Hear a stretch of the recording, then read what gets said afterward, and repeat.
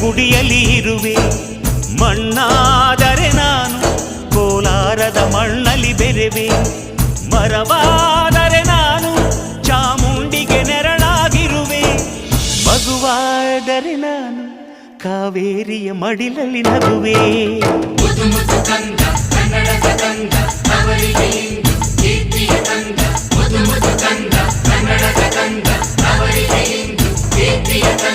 ಕಲ್ಲಾದರೆ ನಾನು ಬೇಲೂರಿನ ಗುಡಿಯಲ್ಲಿ ಇರುವೆ. ಮಣ್ಣಾದರೆ ನಾನು ಕೋಲಾರದ ಮಣ್ಣಲ್ಲಿ ಬೆರೆವೆ.